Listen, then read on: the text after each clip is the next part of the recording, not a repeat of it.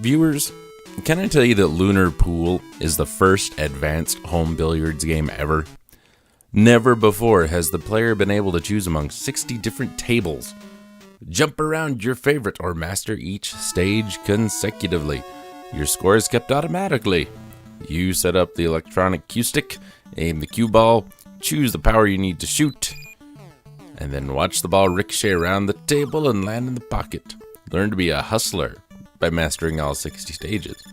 In Lunar Pool, that is, from Compile and FCI. Did not know Compile was involved in this.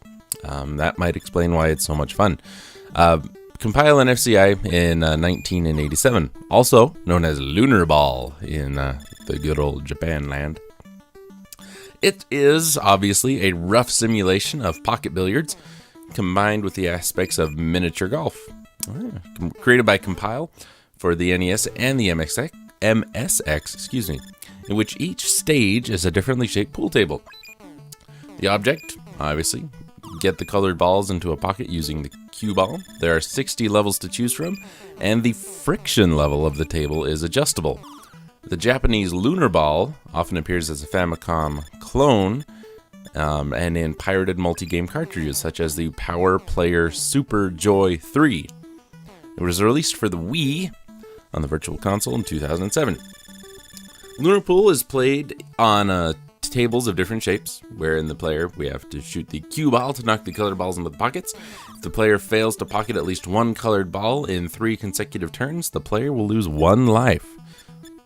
Also, if the player pockets his own cue ball, we call that scratching where I come from, you lose a life.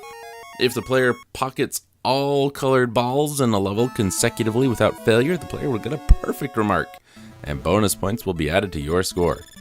Lunar Pool can be played alone against another player or against the computer. If the game is played against another player or the computer, the players take turns shooting the cue ball. If one player fails to knock at least one of the colored balls into a pocket or pockets his own cue ball, then it will be the opponent's turn.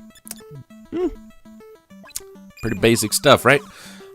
This is actually pretty fun. It may not look like much, but this is probably one of my favorite sports games on the NES. I'm going to include Excite Bike, Magic Darts, and this game. Probably my 3 favorite sports games. If you can consider this a sports game. I like playing around with the friction. That makes it a little more interesting. You could set it to no friction at all, and the balls will just bounce around wildly until they eventually come to a stop. You can set it to ridiculously high friction, so it's damn near impossible. So it's not just put the game in, play the same 4 stages over and over again. You've got 60 different stages and a huge range of things you can play with. Plus, it's 2-player. It's a lot of fun.